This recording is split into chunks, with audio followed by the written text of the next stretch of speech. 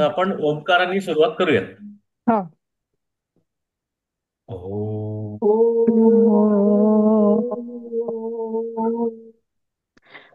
ओ. ओ.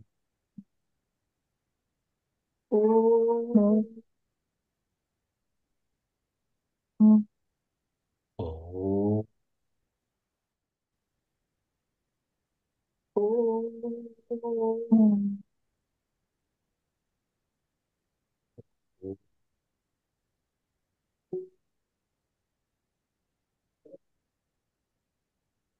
Class चालू आहे मग करते.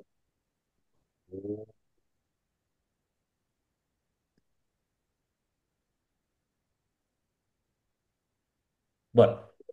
तर आपण आधीच्या सेशनमध्ये आपण कुठपर्यंत पोहोचलो होतो आपण ते जरा आता बघूयात. एकच मिनिट.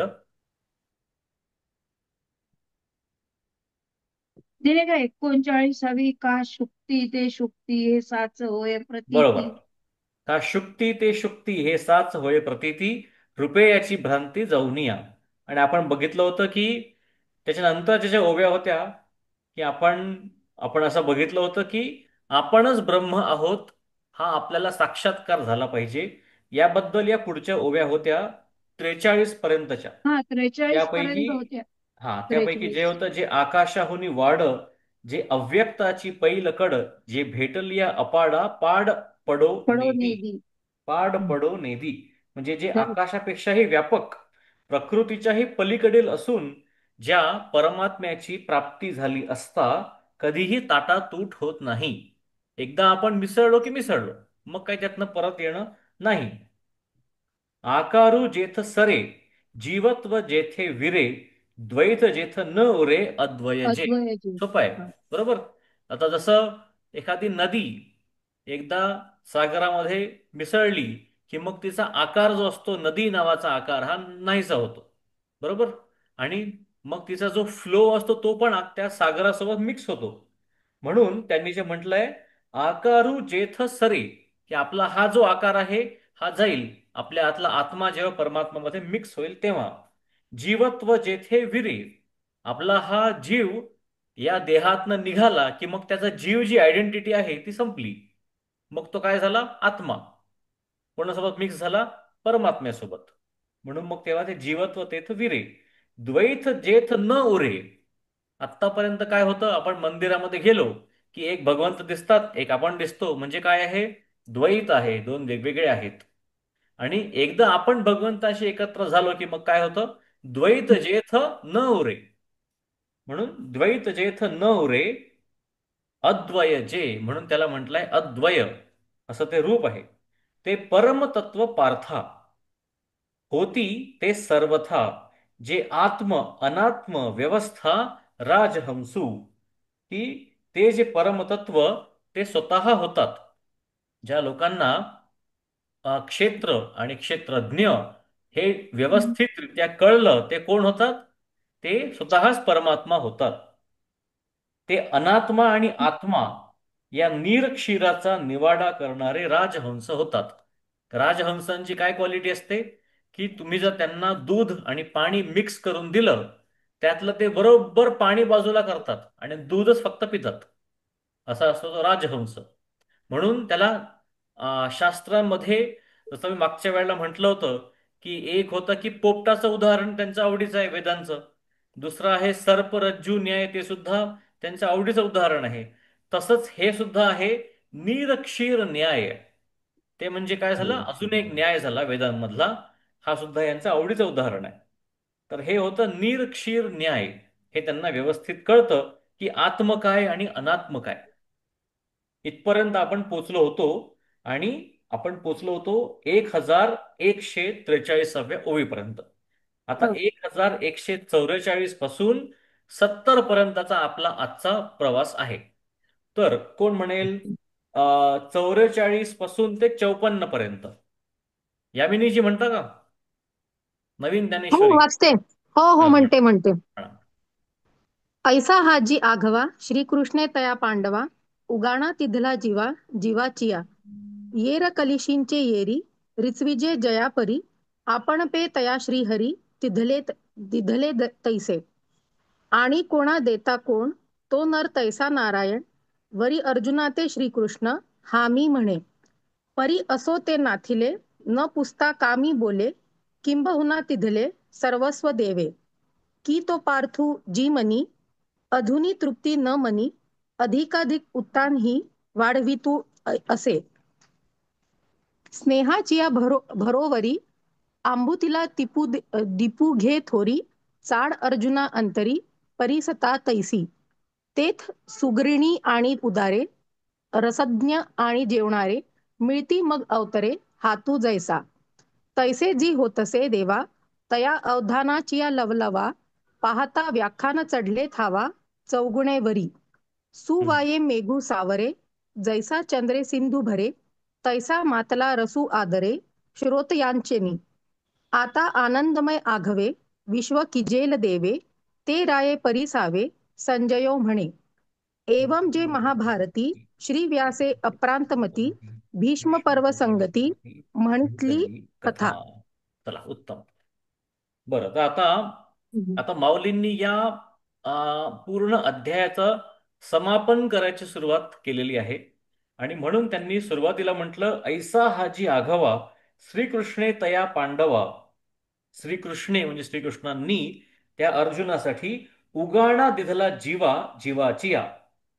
की अर्जुन कृष्णांनी काय केलं, त्यांचा जीवाचा जो जिवलग मित्र, त्यांचा परम भक्त, त्यांचा शिष्य, तो म्हणजे कोण, अर्जुन. त्या अर्जुनासाठी त्यांच्या मनातली जी सगळ्यात सिक्रेट, सगळ्यात पवित्र जी गोष्ट होती, ती त्यांनी अर्जुनाला सांगितली.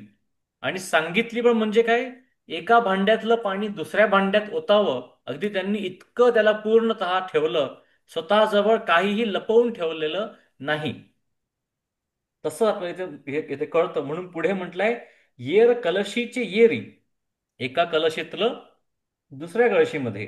जेणे रिच पाणी. विजय जयापरी, आपण पे तया श्रीहरी दिधले तैसे. तुम्ही बघाल की महाभारतामध्ये जे वेगवेगळे कॅरेक्टर्स आहेत, त्यापैकी एक कॅरेक्टर खूप इंटरेस्टिंग आहे, ते म्हणजे द्रोण. द्रोणांनी काय केलं होतं, द्रोणांचं पण असा होता की मी अर्जुनाला जगातला सगळ्यात उत्तम धनुर्धर बनवणार.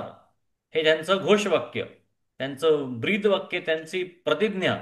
त्या काळी प्रतिज्ञा लोकांना करायला फार आवडायच्या. मग द्रोणांची प्रतिज्ञा काय, तर मी अर्जुनाला बनवणार. म्हणजे स्टार्टिंग पासूनच बायस्ड की अर्जुन बेस्ट आहे आणि मी त्याला बेस्ट बनवणार आहे. बरं, एवढं करूनही जे कृष्णाने अर्जुनासोबत केलं, ते द्रोणांनी अर्जुनासोबत नाही केलं. कारण त्यांना माहिती होतं की पुढे जाऊन असंही होऊ शकतं की मला यांच्या समोरच उभं राहावं लागेल. मग माझ्याकडे एक्स्ट्रा अजून काही असे अस्त्र शस्त्र पाहिजे, जे की यांना नाही माहिती. म्हणून त्यांचे गुरु असून सुद्धा द्रोणांनी त्यांना त्यांना माहिती असलेले प्रत्येकच शस्त्र काही शिकवलेलं नाही. इनफॅक्ट खूप ठिकाणी असं सुद्धा आढळतं की जो त्यांचा मुलगा होता अश्वत्थामा, त्यांनी अश्वत्थाम्याला जास्त शस्त्र शिकवली, जास्त हम्म. विद्या शिकवल्या. त्याच्यामुळे तो अभेद्य होत जाईल. कारण द्रोणांच्या जगण्याचं एकच मिशन, त्यांचा मुलगा. त्याचं सगळं जीवन कशाभोवती होतं, अश्वत्थामाच्या अवतीभोवती त्यांचं पूर्ण जीवन होतं. म्हणून त्यांना युद्धामध्ये जेव्हा कळलं की अश्वत्थामा हतो हतः, तेव्हा त्यांनी म्हटलं की आता माझ्या जगण्याचा उद्देश संपला. म्हणून त्यांनी लगेच धनुष्य खाली ठेवलं. म्हणजेच काय, की ते सुद्धा गुरु आणि शिष्य हेच नातं होतं. कृष्ण अर्जुन हे सुद्धा शिष्य आणि गुरु हेच नातं आहे. पण दोघांमध्ये डिफरन्स काय आहे, कृष्णाने स्वतःकडे काहीही लपवून ठेवलेलं नाही. जे कृष्णाचं प्रेम आहे ते निखळ प्रेम आहे. आवडलं की तो सगळं त्याला देतो. आणि आता पुढे पाऊले सांगणार आहेत आपल्याला की देताना तो इतका देतो की आता अर्जुनाच्या मनामध्ये अजून हाव निर्माण होते की मला अजून जाणून घ्यायचं आहे की पुढे काय होतं, अजून काय होतं. आणि त्याचा उत्साह बघून शिकवणाऱ्याला अजून उत्साह येतो. मी पण त्याला अजून सांगतो. कारण दोघांकडे काही कमी नाहीये. अर्जुनाकडे ऐकण्याची आणि शिकण्याची शक्ती भरपूर आहे. आणि कृष्ण तर स्वतः योगेश्वर असल्यामुळे त्यांच्याकडे ज्ञानाची काही कमी नाही. त्याच्यामुळे असं परफेक्ट ज्ञाता आणि श्रोता मिळाला की मग आपल्याला ज्ञानेश्वरीसारखं किंवा भगवद्गीतासारखं भाष्य आपल्या समोर तयार होतं. म्हणून हा जो ही जी ओवी आहे, ती ओवी वाचल्यावरती मला द्रोणांची आठवण आली, की त्यांनी एका पातेलीतलं पूर्ण पाणी दुसऱ्या पातेलीमध्ये टाकलेलं नव्हतं. यांनी मात्र हम्म. असं केलं. आणि कोण कोण देता कोण, तो नर तैसा नारायण, वरी अर्जुना ते श्रीकृष्ण हा मी म्हणे. की शेवटी काय झालेलं, की दोघांमधलं प्रेम इतकं उच्च स्थितीला पोचलं होतं, की नर आणि नारायण हे दोन्ही एकच झाले होते. त्याच्यामुळे कोण कृष्ण आणि कोण अर्जुन हे माहिती करणं अतिशय मुश्किल झालं होतं त्या रणांगणामध्ये. त्याच्यामुळे तुम्ही दोघेही जेव्हा एकाच लेव्हलला येता, एकमेकाच्या कॉपीज बनता, तेव्हा एकाला माहिती असलेली गोष्ट आपोआप दुसऱ्या व्यक्तीला माहिती होते. हा मी म्हणे. परी परी असो ते नाथिले, का पुसता न पुसता कामी बोले, किंबहुना दिधले सर्वस्व देवे. पण हे नुसतं भाषण पुरे, कोणी न विचारता मी का सांगावं? तात्पर्य काय? अर्जुनाला देवांनी सर्वस्व अर्पण केलेलं आहे. की तो पार्थू जी मनी, अजूनही तृप्ती न मनी, अधिकाधिक उतानी वाढवी तू असे.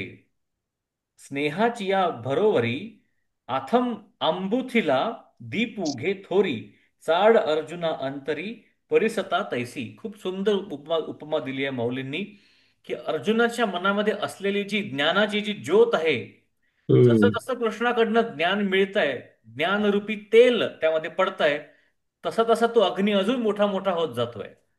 आणि जितका मोठा तो अग्नी होईल, अजून त्यामध्ये तेल पडणार आहे. म्हणून त्यांनी काय म्हटलंय, की तरी अर्जुनाची तृप्ती झाली नाही, देवांनी अजून सांगावं ही त्याची हाव वाढू लागली. तेल भरपूर घातलं की दिव्याची ज्योत जशी मोठी होते, त्याप्रमाणे श्रीकृष्णाचे प्रवचन ऐकून अर्जुनाची त्याविषयीची इच्छा अजून वाढू लागली. तेथ सुगरिणी आणि उदारे, रसज्ञ आणि जेवणारे. हे फार उत्तम आहे बरं का. आम, त्यांनी दोन वेगवेगळ्या गुणांचे दोन वेगवेगळ्या पेअर्स सांगितले आहेत. पहिलं म्हटलंय सुग्रीण आणि उदार. असं शक्य आहे की एखाद्या व्यक्तीला, एखाद्या बाईला उत्तम स्वयंपाक करता येत असेल, पण तिला स्वयंपाक करायचा कंटाळा येत असेल. मग म्हणेल की नाही ठीक आहे, आज इच्छा नाहीये. म्हणजे कुणी येणार आहे तरी पण इच्छा नाहीये. म्हणजेच काय आहे, सुग्रीण आहे पण उदार नाहीये. किंवा उदार आहे, खूप करून खाण्याची इच्छा आहे, पण सुग्रीण सारखं मला उत्तम जेवत नाही, बनवता येत नाही. म्हणून ज्या ठिकाणी ती व्यक्ती सुग्रीण पण असते आणि उदार पण असते, तो एक उत्तम त्यामध्ये एक ठेवा म्हणता येईल. दुसरं म्हटलंय रसज्ञ आणि जेवणारे. आता तुम्ही इथे बघाल, युट्यूबवरती खूप सारे असे युट्यूबर्स आहेत, जे वेगवेगळ्या रेस्टॉरंटला जातात आणि तिथले रिव्ह्यू करतात. आपल्याला ते दिसतं ते सगळं खरं नसतं. ते लोक 5-10 प्लेट सगळे मागवतात. प्रत्येक प्लेटमधलं फक्त एकच चमचा खातात. कारण ते कोण आहेत? रसज्ञ आहेत. त्यांना कळतं की याच्यामध्ये काय चांगलं आहे, याच्यात काय चांगलं नाही आहे. पण स्वतःची फिगर मेंटेन करण्यासाठी ते असं पोट भरून ताव मारून काय जेवत नाही. ते आहेत रसज्ञ, पण ते काय नाहीये, जेवणारे नाहीये. किंवा दुसरं त्याचं विपरीत काय असतं? जेवणारे असतात, त्यांची भूक वाढली की मग त्यांना फरक पडत नाही की भाजीमध्ये मीठ आहे की नाही आहे, की तिखट जास्त पडलाय. भूक वाढली की मग ते भीम बनतात आणि खातात चोपून. म्हणून ज्या ठिकाणी बनवणारी व्यक्ती सुग्रीण पण आहे, उदार सुद्धा आहे, म्हणजे कोण? कृष्ण. आणि खाणारा व्यक्ती रसज्ञ सुद्धा आहे आणि जेवणारा सुद्धा आहे, म्हणजे कोण? अर्जुन. मिळती मग अवतरे हा तू जैसा. किती सुंदर उदाहरण दिलंय माऊलींनी. अगदी आपल्या रोजच्या जीवनातली उदाहरणं दिलेली आहेत पूर्ण ज्ञानेश्वरीमध्ये. तैसे जी होत असे देवा, तया अवधानाची या लवलवा, पाहता व्याख्यान चढले थावा, चौगुणे वरी. कुठल्याही स्पीकरसाठी, वक्त्यासाठी जेवण म्हणजे काय असतं? त्यांचं खाद्य, त्यांचं खाद म्हणजे अवधान. म्हणून माऊलींनी प्रत्येक अध्यायाच्या सुरुवातीला म्हटलंय अवधान दिजे. अवधान तुम्ही मला द्या, मी तुम्हाला अमृत चाखवतो बघा. असं त्यांनी हम्म. मागे प्रतिज्ञा सुद्धा केली होती, की सगळ्यात जगातलं आनंद मी तुमच्या कानामध्ये आणून ठेवतो, फक्त तुम्ही तुम्ही मला काय द्या? अवधान द्या. तसंच इथे, कारण काय होतं की एखादा वक्ता असतो, वक्त्याच्या डोक्यामध्ये भरपूर काही सुरू असतं. की मला पुढला विषय कसा मांडायचा आहे, उदाहरण काय द्यायचं आहे, वगैरे वगैरे वगैरे. त्याच्यामुळे वक्त्याचं डोकं एकदम बिझी सुरू असतं. श्रोते जे असतात, श्रोत्यांचं काय होतं, ते ऐकतायत ऐकतायत ऐकतायत, थोड्या वेळाने झोप येऊ शकते, भूक लागू शकते, मोबाईलच येऊ शकतो, किंवा घरी कोणीतरी येऊ शकतं, काहीही होऊ शकतं. त्याच्यामुळे असं काही दुसरं विपरीत घडलं की सगळ्यात पहिले चोरी कशाची होते? अवधानाची चोरी होते. हम्म. म्हणून इथे जो अर्जुन बसलेला आहे, अर्जुनाचं पूर्ण अवधान हे कृष्णाकडे आहे. आणि माऊलींसमोर जे सगळे संत बसले आहेत, त्यांचे गुरु बसले आहेत, त्या सगळ्यांचं अवधान सुद्धा माऊलींकडे आहे. कारण हा जो पूर्ण ग्रंथ आहे, हा काही एका दिवसामध्ये लिहिला गेलेला नव्हता. हा ग्रंथ लिहिण्याची प्रोसेस सुद्धा वर्षभराची होती.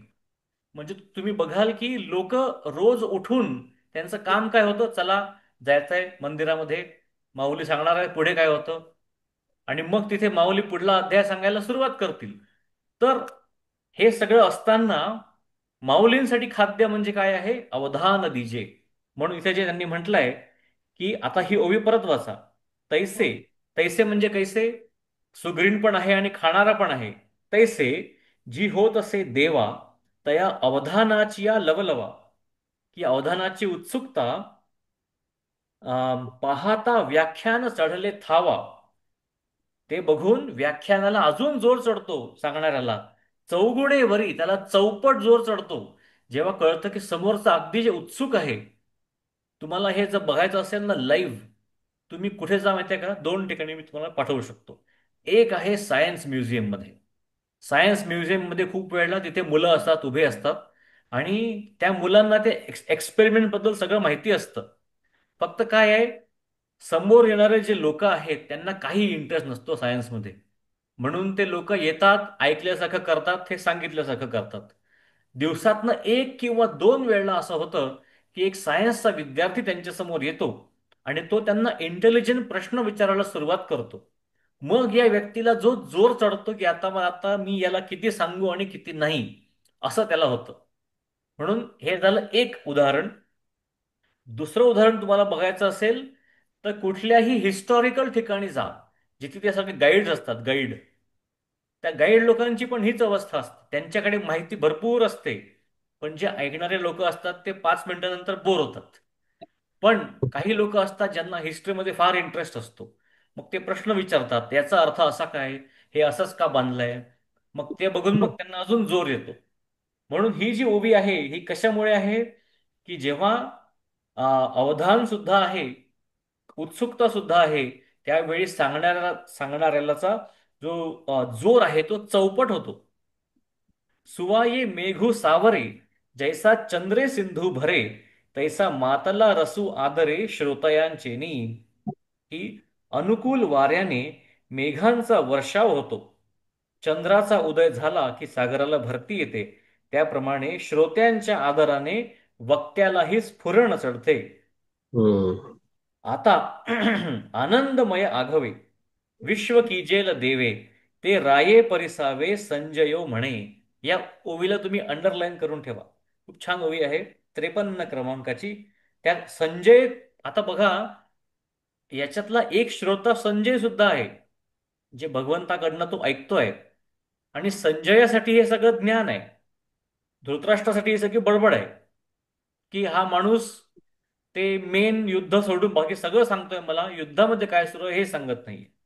पण संजय काय म्हणतो आहे त्या 53व्या ओवीमध्ये? संजय म्हणतो, राजा, आता देव आपल्या भाषणाने अवघे ब्रह्मांड आनंदरूप करतील.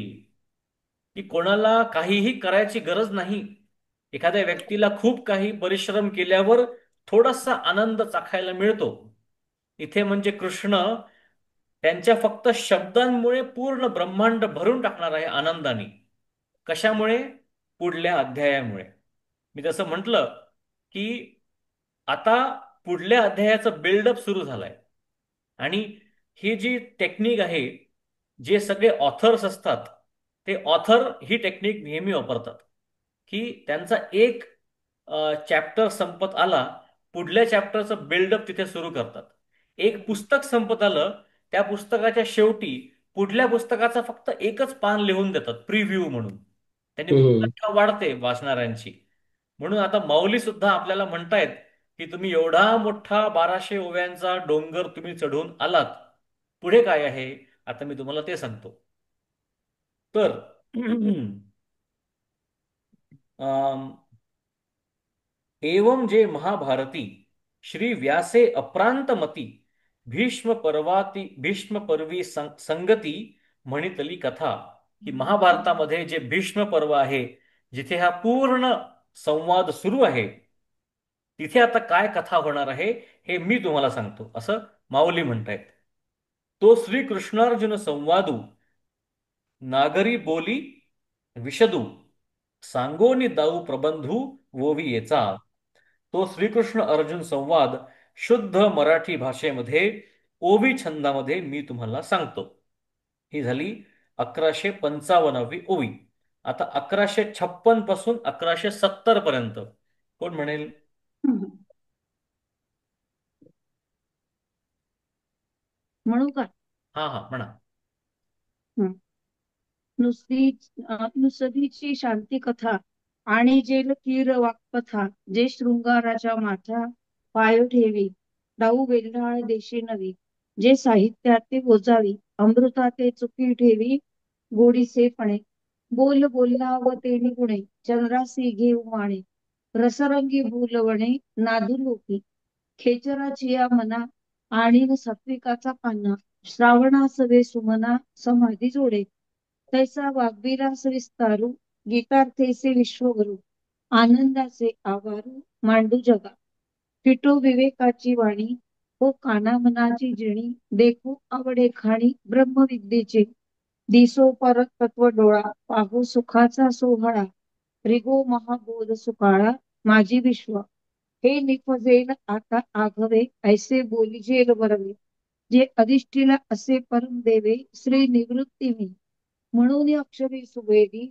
उपमा श्लोक कोणता कोणी, झाडा देईन प्रतिपदी, ग्रंथार्थासी, हा ठावोवरी माते, पुरतया सारस्वते, केले असे श्रीमंते श्री गुरुराय, तेणे जी कृपा सावाय, मी बोले ते तुली सामाय, आणि तुमची जी सभेल आहे, गीता म्हणून, वरी तुम्हा संतांचे पायी, आजी मी लागलो आहे, म्हणून जी नोहे अटकू काही, प्रभू काश्मीरी मुके नुकजे हे काय कौतुके, नाही उणी समुद्रिके लक्ष्मी असी, तैसी तुम्हा संतापासी, अज्ञानाची गोठी काय असी, या लागी नवरसी वर्षे नमी, किंबहुना आता देवा, अवसर मज देयावा, ज्ञानदेव म्हणे बरवा, सांगेन ग्रंथो. सांगे ना ग्रंथू, वा. हम्म. ज्यामध्ये माऊलींनी सुद्धा केलेले आहेत बरं का प्रतिज्ञा, दोन. बरं, आधी हे बघूयात. 56 क्रमांकाची ओवी. तर माऊली म्हणतात की नुसधीची शांती कथा, म्हणजे नुसतीच शांती कथा नाही आहे ही. कारण काय आहे? पर्व कुठलं आहे महाभारतातलं? भीष्म पर्व आहे. आणि या भीष्म पर्वामध्ये अजून काही युद्ध सुरू झालेलं नाही, अजून शांतीच आहे सगळी. म्हणून ही शांती कथा नुसतं नाहीये. किंवा हे झालं एक त्यातला अर्थ. दुसरा अर्थ म्हणजे माऊलींनी किंवा प्रत्येक जो वेगवेगळा अध्याय आहे, त्यामध्ये वेगवेगळ्या प्रकारचे रस आलेले आहेत. जसं आपण जेव्हा विश्वरूप बघत होतो, त्यावेळी आपण बघितलं होतं की शांती रसाच्या घरी वीर रस हा जेवायला आला होता. तुम्हाला आठवतं का? एकदम सुरुवातीला माऊलींनी हे सांगितलं होतं की दोन रसांचं लग्न आहे, आणि त्या दोन रसांच्या लग्नामध्ये बाकी सगळे रस वाढपी म्हणून आले आहेत, किंवा त्या पूर्ण लग्नाला अटेंड करायला ते आलेले आहेत वरातीमध्ये. तर त्याचप्रमाणे इथे माऊली म्हणतायत की शांती कथा किंवा फक्त शांत रस नाहीये इथे आता. आणि जेल वीर वाक्पथा, शांती रसासोबत वीर रस सुद्धा येणार आहे. जे शृंगाराच्या माथा पाय ठेवी, आणि सोबत तिसरा रस कुठला येणार आहे? शृंगार रस सुद्धा येणार आहे. शांती रस येणार आहे, वीर रस येणार आहे, आणि शृंगार रस येणार आहे. तीन वेगवेगळे रस इथे येणार आहेत. दाऊ वेल्हाळे देशी नवी, जे साहित्याते वोजावी, अमृताते चुकी ठेवी गोडीसपणे. की साहित्यशास्त्रानेही जिच्यापासून धडे घ्यावे, व गोडीने अमृतही फिके वाटावे, अशी नित्य नवी ही आवडती देशभाषा आहे. म्हणजे कोणी मराठी भाषेला कमी लेखू नये, की संस्कृतमध्ये असलेली जी भगवद्गीता आहे ती जेव्हा मराठीमध्ये येईल ती तेव्हा थोडी एकदम सोपी होईल, कारण मराठीमध्ये कायच होणार आहे. माऊली म्हणतात की मराठीमध्ये जे आहे अमृतापेक्षाही गोड भाषा ही मराठी होऊ शकते. हे तुम्ही बघाल. बोल ओल्हावतेनी गुणे, चंद्रासी घे उमाणे, रसरंगी भुलवणे नादू लोपी, की श्रोतृजन रूप चंद्रकांताला पाझर फोडण्याच्या कामी माझे बोल चंद्राची बरोबरी करतील व त्यांच्या रसरंगात नाद ब्रह्मही खुजे पडेल किंवा लोपेल. हा एक जादुई एक मणी असतो, चंद्रकांत मणी. त्यावरती चंद्राचे रेज पडले की त्यातनं पाणी बाहेर निघायला सुरुवात होतं त्या मण्यामधनं. तसंच माऊलींनी म्हटलंय की श्रोतृजन जे आहे, जी सगळे ऐकणारे लोक आहेत, आपण सुद्धा वाचणारे लोक, त्या श्रोत्यांमध्ये ते जेव्हा माझे शब्द ऐकतील तेव्हा त्यांच्यामधनं सुद्धा हे सगळे रस बाहेर पडणार आहेत. खेचरांची या ही मना आणि सात्विकाचा पान्हा श्रवणासवे सुमना समाधी जोडे, की त्यांनी पिशांच्या पिशाच्यांचीही बुद्धी पलटेल, निर्मळ अंतःकरणी असतील त्यांना समाधी लागेल. की हा जो पुढला अध्याय आहे याची फलश्रुती काय आहे? जे लोक अतिशय तमोगुणी असतील त्यांचा तमोगुण कमी होईल, जे सत्वगुणी असतील त्यांच्या अध्यात्माची गती वाढेल. ही पुढल्या श्लोकाची किंवा अध्यायाची ही फलश्रुती आहे.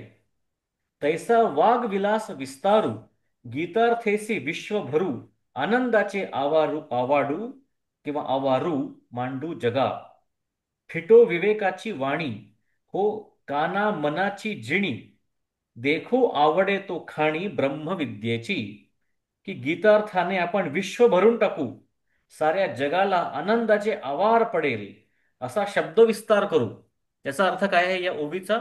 की त्याचा जो अर्थ आहे तो फक्त या श्लोकाशी निगडीत न राहता तुम्ही तो अर्थ जगातल्या कुठल्याही कॉन्सेप्टशी तुम्ही कनेक्ट करू शकता, इतका तो ग्लोबल आहे.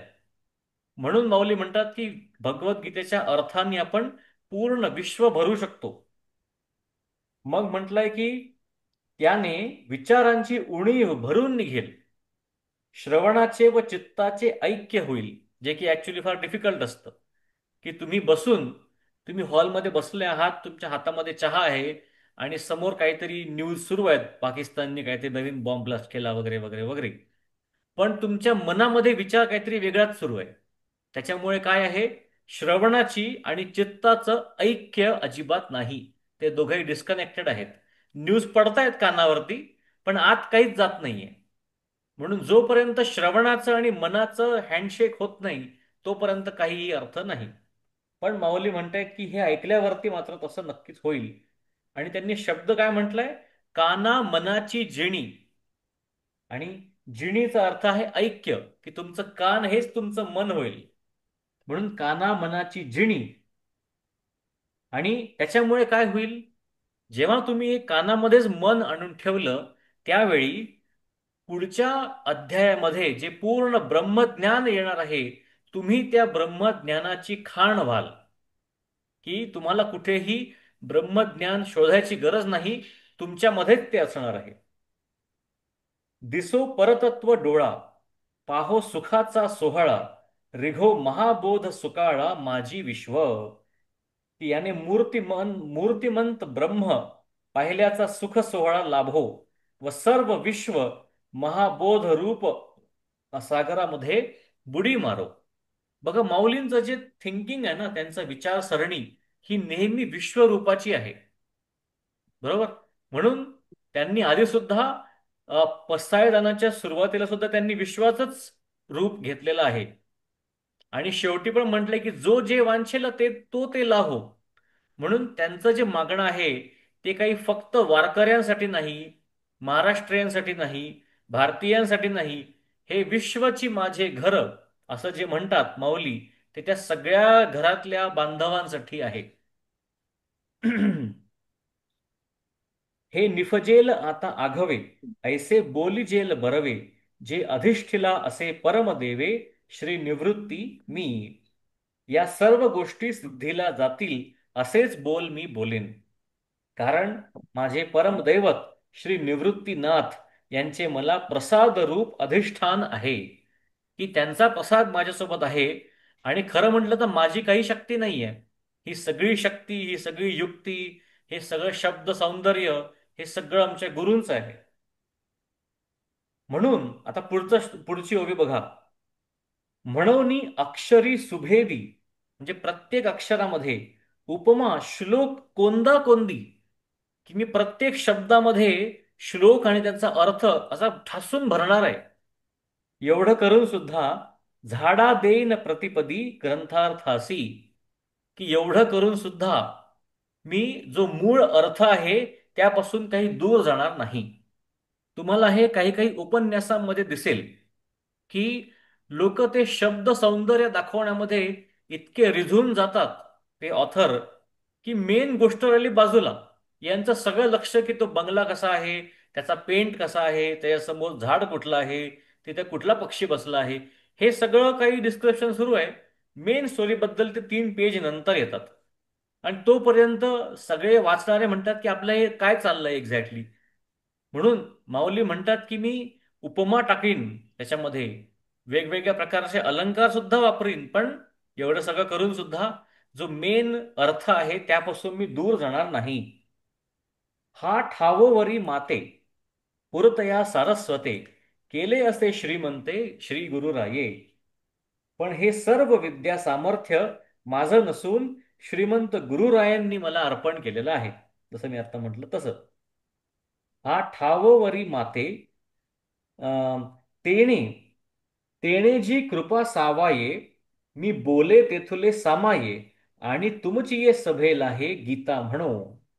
की म्हणून माझं बोलणं आपल्याला पटावं आणि आपल्या संत सभेमध्ये मी गीतेवर निरूपण करावं, हा सर्व श्री गुरुकृपेच्या सहाय्याचा प्रभाव आहे. म्हणून त्यांनी पूर्ण क्रेडिट कोणाला दिलं? त्यांच्या गुरूंना दिलं. आणि हे आपण नेहमी करायला पाहिजे. त्याच्यामुळे याच्यातनं एक नक्कीच शिकण्यालायक आहे की ज्या ज्या वेळी तुमच्या हातून काहीतरी खूप छान झालं, की तुम्ही सगळेजण तुमची वाहवाही करतायत, तुमचं कौतुक करतायत, तोंड भरून कौतुक करतायत, त्यावेळी ही ओवी पटकन आठवावी आणि म्हणावं की हे सगळं माझं नाही, माझ्या गुरूंनी जे काही मला तेव्हा प्रेरणा दिली होती त्याच्यामुळे हे सगळं काही झालं. त्याच्यामुळे काय होतं की कुठल्याही उपाधीसोबत जे एक 1+1 फ्री येतं, अहंकार, तो आपल्याला येऊन चिटकत नाही. तो सगळा नाहीसा होतो. कोणामुळे? श्री गुरूंमुळे. हे थोडं डिफिकल्ट आहे, पण हे करणं आवश्यक आहे. आता पुढे बघा. वरी तुम्हा संतांचे पाये आजी मी लाधलो आहे, म्हणून जी नोहे अटकू काही.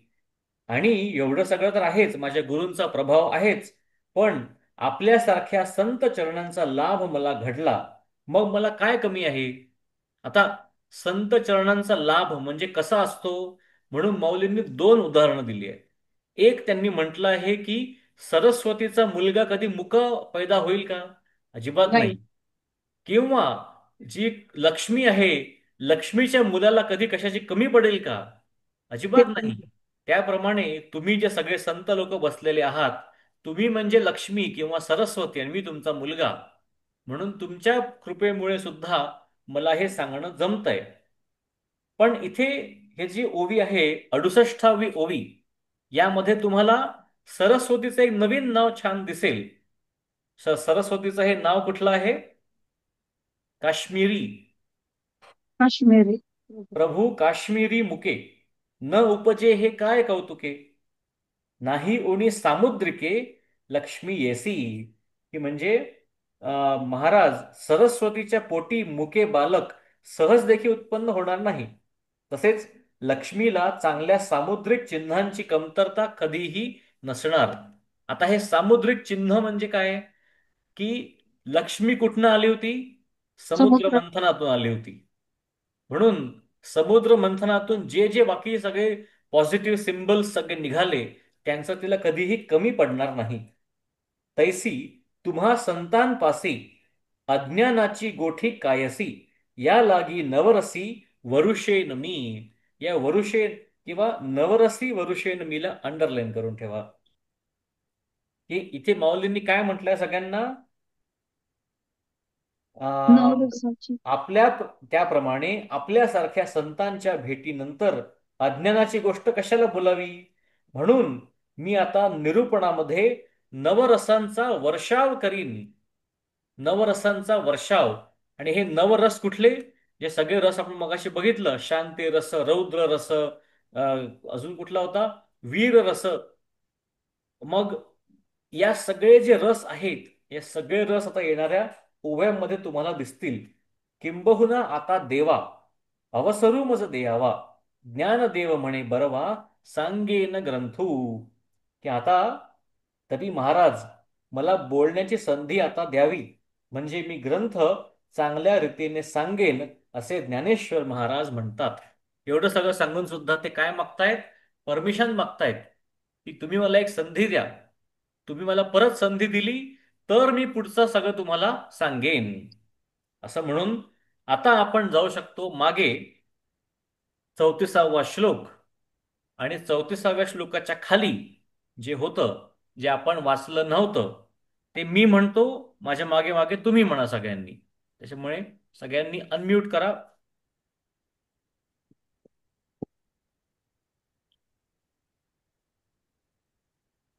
इति इति इति श्रीमद्भगवद्गीतासु श्रीमद्भगवद्गीतासु श्रीमद्भगवद्गीतासु उपनिषत्सु उपनिषत्सु उपनिषत्सु ब्रह्मविद्यायां ब्रह्मविद्यायां ब्रह्मविद्यायां योगशास्त्रे योगशास्त्रे योगशास्त्रे श्रीकृष्णार्जुन संवादे श्रीकृष्णार्जुन श्रीकृष्णार्जुनसंवादे संवादे क्षेत्र क्षेत्रज्ञ योगो नाम क्षेत्रक्षेत्रज्ञयोगो योगो नाम नाम त्रयोदशोऽध्यायः. त्रयोदशोऽध्यायः. त्रयोदशोऽध्यायः. श्रीकृष्णार्पणमस्तु.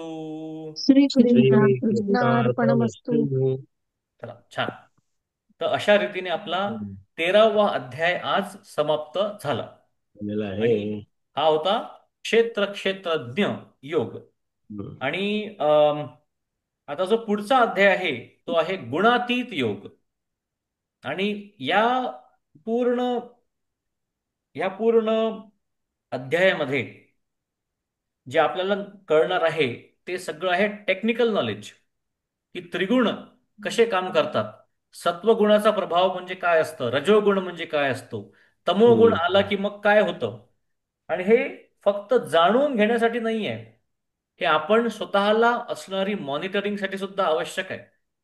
जर आपल्याला दिसतंय की आपला तमोगुण वाढतोय, मग काहीतरी करायला पाहिजे की आपला तमोगुण कमी होईल.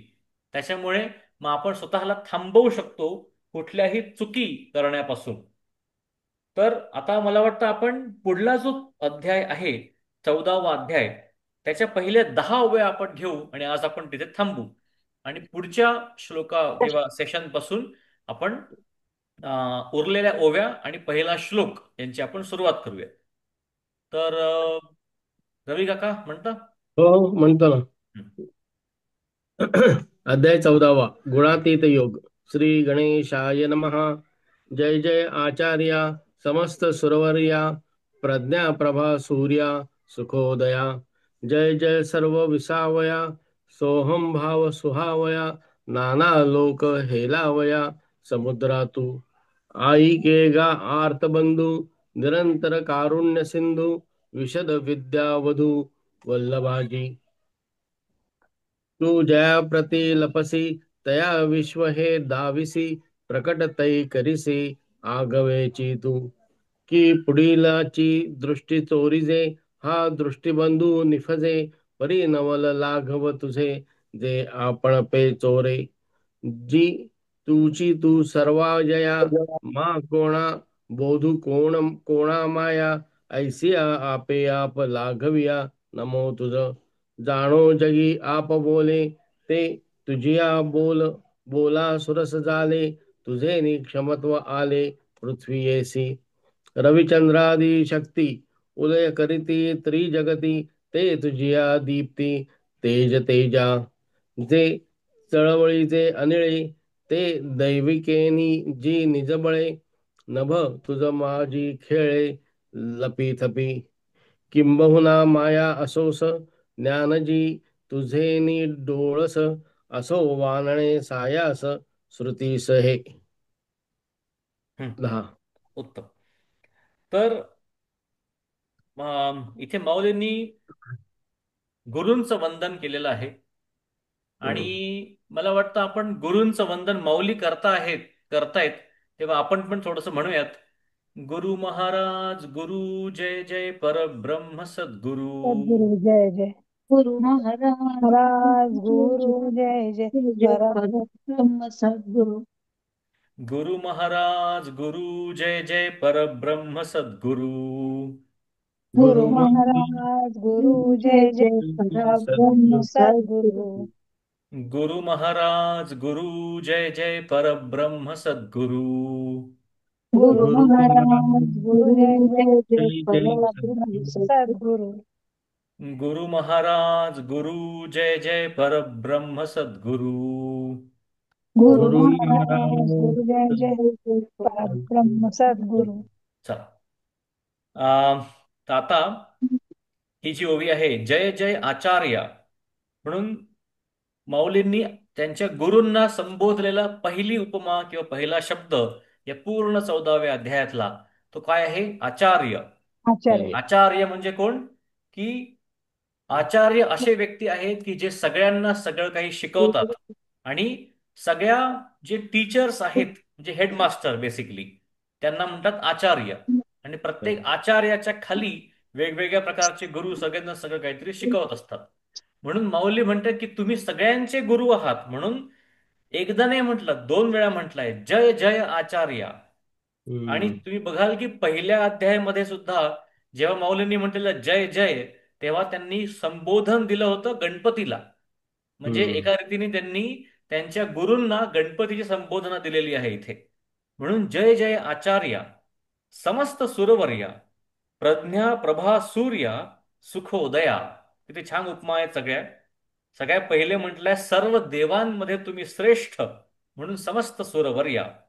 मग म्हटलंय की आत्मविषयक बुद्धिरूपी प्रातःकाल करणारे सूर्य, म्हणजे कोण? प्रज्ञा प्रभा सूर्या. तुम्ही बघाल तर कुठल्याही गुरुचं, शिकवणाऱ्यांचं, टीचर्सचं काम हेच असतं, प्रज्ञा प्रभा सूर्य बनणं. म्हणजे हम्म. ज्यांना त्या विषयातलं काहीही कळत नाही, त्यांना त्यांच्या बुद्धीमध्ये त्या विषयाचा थोडासा प्रकाश पडेल, म्हणजेच काय झालं? सूर्याचा उदय झाला. पण तो फिजिकल सूर्य नाहीये, तो प्रभा सूर्य आहे. आणि कशाच्या थ्रू आला आहे? प्रज्ञेच्या प्रज्ञा. थ्रू आलेला आहे, म्हणून प्रज्ञा प्रभा सूर्य. मग म्हटलंय सुखोदया. आणि हा सूर्य आला की उदय कशाचा होतो? सुखाचा उदय होतो. सुखाचे. म्हणून परत म्हटलंय जय जय सर्व, सर्व विसावया. परत म्हटलंय बघा, जय जय 2 वेळा आलं परत. जय हम्म. जय सर्व विसावया, सोहम भाव सुहावया, नाना लोक हेलावया, समुद्रा तू. की तुम्ही सर्व जगाला विश्रांती स्थान आहात. याचा अर्थ काय? की खूप वेळेला काय असतं, लोकांकडे गुरु असतात, पण त्यांना जेव्हा कुठला तरी प्रश्न पडतो, तेव्हा ते गुरूंकडे न जाता पहिले जातात गुगल गुरूंकडे. मग गुगल गुरूंकडनं काही उत्तर मिळत नाही, मग जातात AI गुरुकडे, तिथनंही काही उत्तर मिळत नाही, मग व्हॉट्सॲप गुरुकडे जातात, त्यातनं काही उत्तर मिळत नाही. असं पूर्ण जग ते फिरून येतात. मग त्यांना कळतं की उत्तर कुठे असेल? गुरूंकडे असेल. मग ते येतात गुरूंकडे. म्हणून माऊलींनी जेव्हा म्हटलंय की सर्व जगाचा विश्रांती स्थान तुम्ही आहात, की जेव्हा दुसरे कुठेही तुमचं काम होत नाही, ते काम तुम्हीच करू शकता. कारण या सर्व जगाचं विश्रांती स्थान तुम्ही आहात, गुरु. मग म्हटलंय सोहम भाव सुहावया. हा सोहम भाव म्हणजे काय? कोहम, सोहम, हे सुद्धा वेदांमधले प्रश्न आहेत. कोहम म्हणजे मी कोण? को अहम. आणि त्याचं उत्तर असतं सो अहम, तू म्हणजेच मी. म्हणजे जो भगवंत आहे तोच मी आहे. म्हणून भगवंत आणि आपण, आपलं हे अद्वैत तयार होणं, हा जो भाव आहे, याला काय म्हणतात? सोहम सो भाव. पण हा जो सोहम भाव आहे, असा एकदम आपल्या स्वप्नातनं काही मिळत नाही. खूप वेळेला हार्डवर्क करूनही मिळत नाही. जोपर्यंत गुरूंची इच्छा किंवा गुरूंची कृपा होत नाही, तोपर्यंत काही तो सोहम भाव मिळत नाही. म्हणून सोहम भाव कुणामुळे सुहावय होतो? तुमच्यामुळे होतो. म्हणून तुम्ही कोण आहात? सोहम भाव सुहावया. मग म्हटलंय नाना लोक हेलावया. नाना लोक हेलावया समुद्रातू, किंवा अनेक लोकरूपी लाटांचे सागर तुम्ही आहात, म्हणून तुमचा हम्म. जय जयकार असो. हे अनेक लोकरूपी सागर म्हणजे काय? की तुमच्या त्या गुरूंमध्येच तुम्हाला स्वर्गलोक पण आहे, आणि पृथ्वीलोक पण आहे, आणि पाताळ लोक पण आहे. सगळे लोक एका गुरुच्या आतच आहेत. ऐकेगा आर्त बंधू. आर्त बंधू म्हणजे काय? दीनदयाळा. आर्त म्हणजे ज्यांना खूप प्रॉब्लेम्स आहेत, अशा लोकांचा जो बंधू तो कोण? तो आर्त बंधू म्हणजे कोण? गुरु. ऐकेगा आर्त बंधू, निरंतर कारुण्य सिंधू. सिंधू म्हणजे परत समुद्र, आणि कशाचा? कारुण्याचा सिंधू. विशद विद्या वधू वल्लभाजी. की महाराज आपण दीनबंधू आहात, अखंड करुणा सागर आहात, व ब्रह्मविद्यारूपी पतिव्रतेचे आपण पती आहात. म्हणजेच काय? की ब्रह्मविद्या कोणाकडे येण्यासाठी तिला कोणाची आज्ञा लागते? तिच्या पतीची आज्ञा लागते, म्हणजे गुरूंची आज्ञा लागते. म्हणून जोपर्यंत गुरूंची इच्छा होत नाही, तोपर्यंत काही ब्रह्मविद्या मिळत नाही. तू जयांप्रती लपसी, तया विश्व हे दाविसी, प्रकट तई करीसी आघवेची तू. की पुढिलाची दृष्टी चोरीचे, हा दृष्टीबंधू निफजे, परी नवल लाघव तुझे, जे आपण पे चोरे. जी तूची तू सर्वा यया, मा कोणा बाधू कोणा माया, ऐसिया आपे आप लाघविया नमो तुझ. की ज्यांना तुमचे सत्य दर्शन होत नाही, त्यांना तुम्ही हे विश्व दाखवता. व ज्यांच्या बुद्धीमध्ये आपण अपरोक्षत्वाने आविर्भूत होता, त्यांना कुठेही आपल्या वाचून काहीही दिसतच नाही. खूप डीप ओवी आहे. ज्यांना तुम्ही दिसत नाही त्यांना बाकी सगळं दिसतं. ज्यांना हम्म. तुम्ही दिसता त्यांना बाकी काही दिसत नाही. असा याचा छोटासा सोपा अर्थ आहे. की याचा अर्थ काय आहे? की खूप वेळेला तुमचे गुरु तुमच्या समोर असतात, पण तुम्ही त्यांना ओळखू शकत नाही. आणि तुम्ही त्या गुरूंच्या सर्चमध्ये पूर्ण आयुष्य घालवता. आणि एकदा मात्र तुम्हाला गुरु दिसले, की मग तुम्हाला दुसरं कुठे काहीही जायची इच्छा होत नाही. तुम्हाला असं वाटतं त्याच गुरूंची आपण सेवा करत राहावी. म्हणून एकदा गुरु दिसले की मग जग हरपतं. एकदा गुरु हरवले की फक्त जगच जग दिसतं, असं त्यांनी म्हटलंय. प्रेक्षकांची दृष्टी बंद करणे हा नजरबंदीचा खेळ गारुडी उत्पन्न करतो किंवा मॅजिशियन्स उत्पन्न करतात. पण त्याला स्वतःची नजरबंदी करता येत नाही. म्हणजेच काय?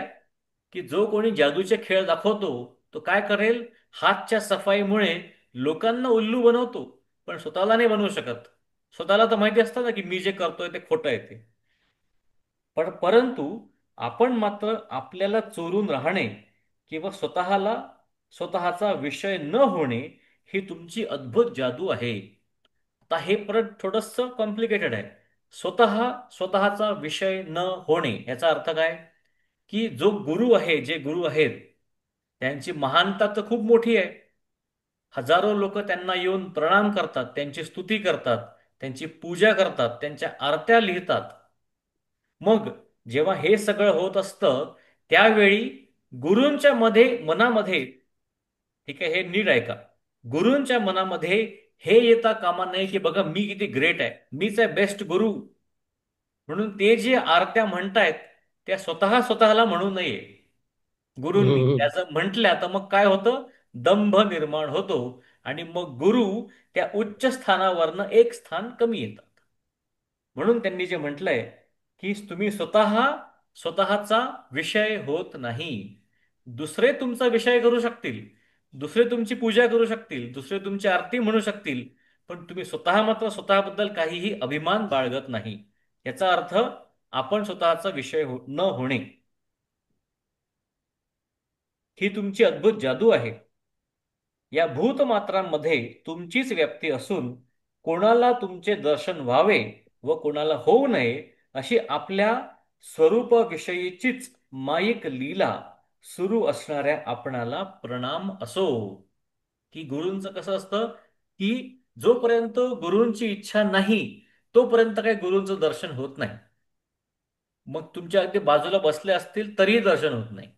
म्हणून त्यांनी म्हटलंय की ही तुमची इच्छा शक्ती इतकी प्रबळ आहे की तुम्ही डिसाईड करता कोणाला दर्शन द्यायचं आणि कोणाला नाही.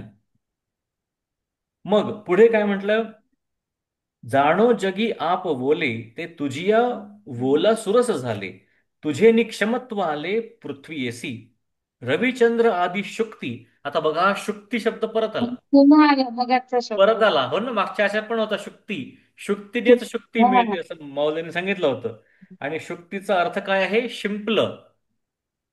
म्हणून रविचंद्र आदी शुक्ती उदय करीती त्रिजगती, ते तुझिया दीप्ती तेज तेजा. जे चळवळी जे अनिळे, ते दैविकेनी जे निजबळे, नभ तुझ माझी खेळे, लपी थपी किंबहुना माया असोस, ज्ञान जी तुझे नि डोळस, असो वानणे सायास श्रुतीसी हे. याचा अर्थ काय की पाण्याच्या ठिकाणचा ओलेपणा आणि पृथ्वीच्या ठिकाणची क्षमाशीलता यांचा आधार म्हणजे कोण आहे, आपणच आहात. पृथ्वीला सगळ्यांनी म्हटलंय की ती क्षमाशील असते, की तुम्ही पृथ्वीचा कितीही हानी केली तरी ती तुम्हाला काही करत नाही. सूर्य चंद्र आदी शिंपले त्रैलोक्यामध्ये प्रकाश करतात, पण या तेजस्वी पदार्थामध्ये असणारं जे तेज ते तुमच्यामुळे आहे. वायूचं चलन वलन आपल्या शक्तीचाच प्रभाव आहे व आकाश हे तुमच्या स्वरूपामध्येच लपंडाव खेळतं. हे लपंडाव खेळताचा अर्थ काय की गुरु म्हणजे सूर्य आणि ही पृथ्वी जी गोलगोल फिरते त्या सूर्यासमोर गोलगोल फिरल्यामुळे कुठे दिवस आहे आणि कुठे अंधार आहे. म्हणून हा जो लपंडावाचा खेळ सुरू आहे हा कोणामुळे, त्यांच्या तेजामुळे सुरू आहे, गुरूंच्या तेजामुळे. महाराज, मायेची अमर्याद शक्ती व ज्ञानाचा डोळसपणा ह्याला आपलाच आधार असो हे वर्णन करणे श्रुतीलाही कष्टपद आहे. म्हणजेच काय की माया ही तुमच्या तुमच्या शक्तीवरती सगळं काही चालवते, कारण गुरु हे स्वतः नारायण स्वरूप आहेत.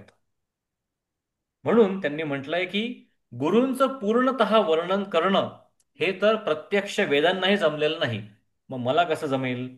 म्हणून आपण आत्ता गुरूंचं वर्णन इथे पॉज करू.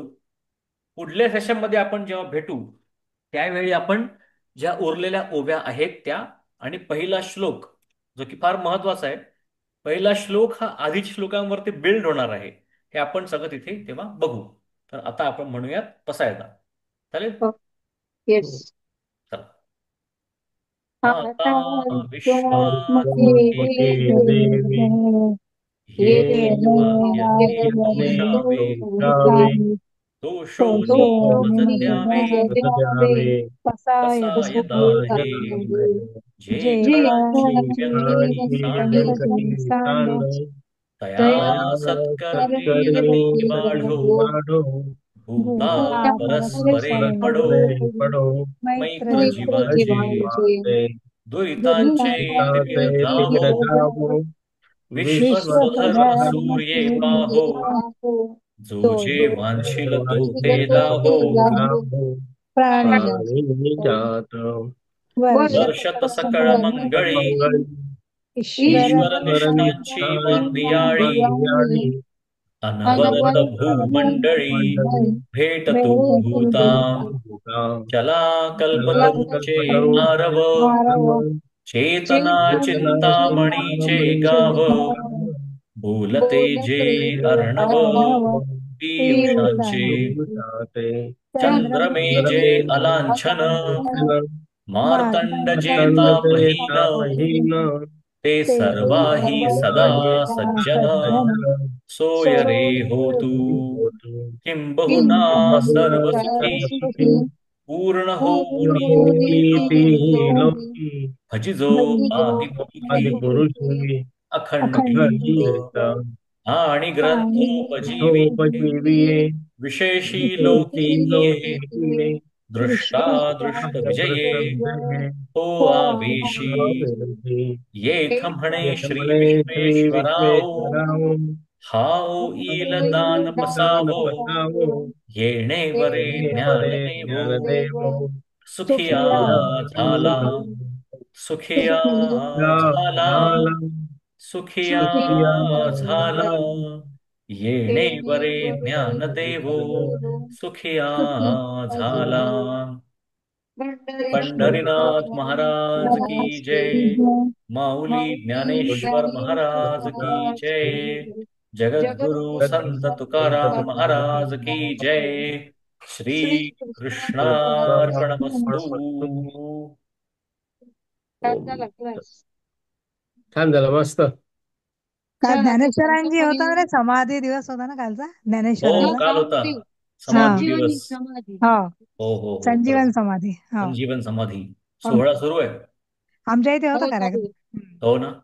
हा